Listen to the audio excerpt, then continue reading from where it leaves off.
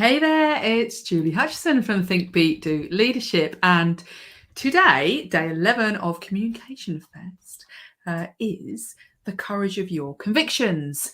And the reason why we're talking about this is because it's a super, super important part of being authentic and, excuse me, and being the leader as a communicator. So, really important. So, the idea today is that, well, maybe you've been in a place where you have been sat in that meeting and Bob is blaring on, really annoying, and everybody looks annoyed and everybody knows it, but nobody wants to say anything. And you're seething because of what he said, or there's something really annoying about what they're doing, or their behavior is really bad, like they keep tucking or something like that.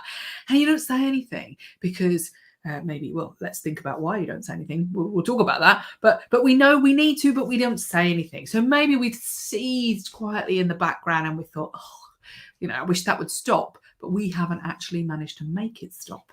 And isn't that interesting that actually a lot of times people complain about things, but nothing seems to get done?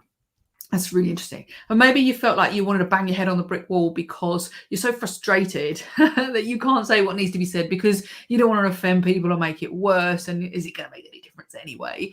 And you just sit there and seethe, and it gets really, really old and hairy, and everybody gets fed up with it, and it makes things even worse over the long term. Or what about when you know something, like some people are going the wrong way and you're in the meeting and you're like, this is not going to work. This is fraught with danger. I don't think we're going the right route, but you don't feel like you can say anything, or maybe they just don't listen, and you're frustrated because you know this is wrong. Ever been in any of those situations? Well, having the courage of our convictions and standing by what's right and what we believe is what we want to talk about today. It's like, it's super important, because if we don't, then at best nothing happens, and at worst we end up being complicit in this mess that we leave behind, or that person leaves behind, but we didn't do anything about it, and then that kind of makes it almost our fault as well. So that's kind of what I want to talk about today. If you're listening live, please do say hello to you if you're here, and if you're on replay, then obviously you can comment and let me know. So I've got a little list of things I want to talk about, actually. So the first thing I want to talk about is like, why is it that we don't say what we want to or feel we should or could say, and we don't do that? Why is that? And it's not just you. It's probably about 98% of the population that do the same thing. So the thing when everybody's like, you get around the water cooler and they're like, blimey, out why Bob was sorting that stuff out today. It was really annoying, and everybody seems to love a good moan, don't they? Except for the fact that when it comes to actually stepping up, everybody pushes everybody else forward. You get that whole like slide to the back moment, don't you? Where everybody seems to like walk backwards, and maybe you feel the need or the pressure to say something about something, but you don't want to either, because it's really hard. And so, why doesn't anybody want to stand up and say something? I'm probably not in that camp, let's say, because I tend to be the one who does say something. But let's look at why. Well, I've written a little list here, and you might be able to think of some more. So if you're listening to this, please put your reason, what you think is the reason that people don't stand up and say something when it should be said. But I've got number one here. I don't want to offend anybody. That's one I hear a lot. I don't want to offend. I don't want to rock the boat, and I don't want to make things worse. And we have to think about that. It's a really interesting concept of, I don't want to offend that person who is offending everybody else because of the way they're behaving or what they're saying, or something about them is I suppose offensive is a strong word, but something about them is like annoying people, or it's wrong, or needs to be said. So we don't want to offend people. And I want to knock that one on the head a little bit, actually, because if we are coming from a place of trying to help and being helpful, and a place of goodness, not a place of bitchiness and pokiness and all those nasty things, but if we're coming from a good place, then even if we say something, if it offends, and we truly honestly aren't trying to offend, we're trying to do it from a good place, then really we should actually think about, well, it's going to help. And we need to change that mindset of like, it's not offensive. It's only offensive when you lose your rag and then you start saying, hey, Katie. And so what we need to find a way of actually coming across as helpful and honest and open, because we don't want to be offensive. So we have to be able to come from what we call an adult to adult perspective, so that we are not being offensive. We are just saying what needs to be said and being true. Katie says, because they don't want to be seen as negative in a culture of toxic positivity. Wow, that's like very very deep for a Friday afternoon. Katie, you're probably right though. So yeah, I think that's a good one. We don't want to be seen as negative in a culture of toxic positivity. So toxic positivity, I don't know what your description of it, Katie, but what's coming to mind for me is where everybody pretends that it's all positive and everything's okay, when actually underneath everybody's kind of like bleating on about each other and feeling really bad. So it's almost like on the surface we look lovely and everything's fine, but underneath it's horrible. So yeah, because we don't want to be seen to be the one who says something. Well, actually, it's very much about how we show up, in terms of whether we're seen as negative or not. And sometimes we have to do two things. One, we have to make our very best attempt not to come across as negative, i.e., let's not show up negative. Because remember, sometimes we're seen as negative and sometimes we could be negative. And we need to make sure that we aren't actually being negative, let's say. But equally, not to be seen to be negative is to make our best efforts to come at it from a different place. Okay, so not from a place of just whingy whiny about what's going on, but maybe from a place of proactivity of like, what would you like instead, rather than just moaning about the current thing that's happening. Is like, let's do something else instead. So that's one thing. Good. I've written down here, not wants to start a row. In other words, not just not offend, but actually not want to start that big debate over the thing, because that's just going to get us nowhere. And I think that's a lot of people just think it's just not worth the effort because this is going to open another can of worms. So that's a good one. The next one I thought was interesting that I wrote down, and perhaps telling from my point of view, is well, what if I'm wrong?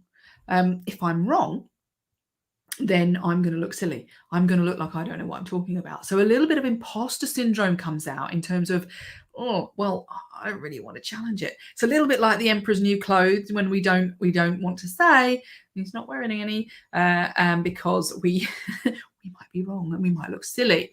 But the thing is, everybody's focusing on themselves so much, because we all look at ourselves and far easier criticizing ourselves, that we're not really looking at other people. So when you say something, they're not going to be looking at whether you're wrong or not. They're going to be wondering about themselves. So I want you to think about, like, if you think it's the right thing to do, then be bigger than worrying about whether you're wrong. And it's okay to be wrong if you come from a place of goodness and of I'm trying to think of the right word, a place of trying to help. Because, well, yeah, sometimes we are wrong, but that doesn't mean we shouldn't say or shouldn't ask the question, should we think about this, or can we think about this, because I want us to look at it from a different perspective, or maybe we might want to do it like this, and be okay with being wrong. Because it's not necessarily just wrong as in wrong is bad and we're stupid. We don't have to equate stupid with wrong or not right. And so we need to be thinking about, what's the greater good? Should I say, do I need to say this for the greater good?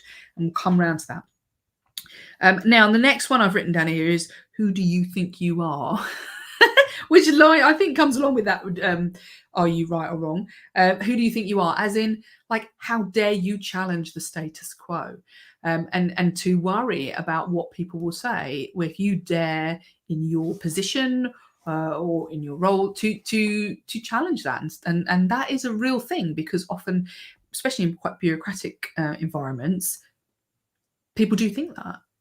However, again, if it needs to be said, then it's the right thing to do. We need to find a way of doing it so that, yes, we get our point across, but we also have some respect for that person and the bureaucracy there. But we're able to do it in a non-complaining way, but in a way where we actually are doing it for the greater good. Okay. So what I'm trying to say in some of these is that we need to put our big picture pants on. Let's say our big girl pants is what I normally say. We need to, or big boy pants if you're a boy. We need to put on this sense of, why am I doing this? It's not about me. And if we take away it's not about me, and we think it's about the greater good, it's about the cause that I'm concerned about, then we will take away that need to worry about whether we're wrong personally, because we're not talking about personal issues. We're talking about the bigger picture. We're talking about what's actually right. Okay. Next one is here. This one. I don't want to be the one. I don't want to be the one who says it. And that's interesting as well, isn't it? And it's the same as the whole shuffling to the back thing. It's like, I don't really want to be the one who says it, because then I'm always the one who says it. Kate will probably agree with me on that one. Always the one who says it. And I am that person, is always the one who says something like, we need to do this, and taking that responsibility. And it is a responsibility for stepping up at the right moment. So we need to have that courage to do that and say, I'm not going to look at whether this is it's my turn, or whether it's my, why am I always doing it? But actually, it's the right thing to do. So I'm just going to go ahead and do that. Does that make sense? Yeah. Good. Okay. So let's have a look at what else there is here. Right now, I think that's all the ones I wanted to talk about. Is there anybody else wants to talk about? Yes, Katie, you say that you're always the bad news bear. Yeah, exactly. So there's always somebody, but that's always somebody because nobody else wants to step up. So if you're one of the ones who doesn't step up, think about poor old Katie, who's always the bad news bear. And when you say about feeling that you're being negative, maybe that's because we're always the same. It's always me, or it's always Katie in her respect of always the one who says what needs to be said. But that's because you're courageous and you need to say it. But when we are the bad news bear, so Katie says, then what we need to make sure of is that the way in which we put it is not just complaining. Because if we don't want to be labeled as the complainer, and we're like, well, we're not complaining, we're trying to get our point across that it's really important for something, then we need to make sure that we change the way we put things across, so that we absolutely are not the complainer. Okay, so let's have a think about that then. There's a lovely phrase which says, would you agree? Okay, we need to get people to see the bigger picture. When people are arguing in the weeds, or they're stuck on something, and you're like, oh my gosh, they really need to see this bigger picture. They need to see the way their behavior, they're showing up, is bad, or they need to see that we can't argue like this all day, or they need to see that we're going down the wrong direction. Is you've got to find a point at which people can agree. You've got to find a point where people can say, yeah, she's talking sense there. That makes sense. And it's generally a bigger picture. It's the level up from what you're talking about, Katie. Katie, you're making me laugh. Katie's saying this is her favorite. Yeah, we've got to chunk up. Katie's very good at this. She's on my course, actually. So would you agree that the most important thing today is to cover all these points on the agenda? For example, that might be if you're sat in a meeting and somebody's bleating on, and everybody will go, yeah, that is what we're trying to do here. And they look at you like you're stupid, because like it's the obvious statement. Then what you're doing is you're asking people to look differently at what they're doing. One, you're going to change their state because they're so busy in their argument about in the weeds of something. And you're saying, hold on a second, would you agree that we really need to get through all these points and make some decisions? Yeah, of course. Right. Okay, great. This isn't going to allow us to do that. So can we agree that we're going to move on to the next point, or can we come to a decision on this? So it allows you to move people. It allows you to change that state of the conversation or the state of the behavior and change what's happening so that you can then move on. Okay. And it allows people to move on, because you know how people get stuck? Then you having that courage to say, hey, hold on, we need to be looking at this bigger picture, is going to help you to get them away from being stuck in the weeds. Okay. So that's one thing I want to talk about. Then the other thing is that this behavior that we're talking about, or this thing that nobody wants to say because they haven't got the courage, you need to call it out. And that's some of the things. It's the great unsaid of conversations and relationships and all of those things, whether they be at work or whether they be at home, the great unsaid. What I mean by that is that when people don't say what needs to be said, everybody knows what needs to be said, and everybody knows the truth, don't they? Even the person that knows that it's supposed to be them, but nobody wants to say it. Is we have to bring it into the room. We have to call it out. We have to name it. Because the minute you name that behavior or that thing that everybody's been avoiding, is the minute that it gets dealt with. Because if you've got your courage to actually say, look, The reality is that the way we're all behaving here isn't working, or the reality is, we're not moving on from on the project because we keep discussing this too much, or whatever the reason is, this big thing in the room that everybody's frustrated by. The minute you, or anybody, but we're talking about you, the minute you name it and have the courage to name it and call it out is the minute that it allows everybody to breathe a sigh of relief and say something. So if you chunk up to what's important and you call out that important thing and you say that elephant in the room, what that means is that you're now not the, what was it that Katie said, the negative person in the culture of toxic positivity. You're not being a complainer. You're calling out what everybody already knows. And they'll probably look at you and breathe a big sigh of relief because you've had the courage to do it.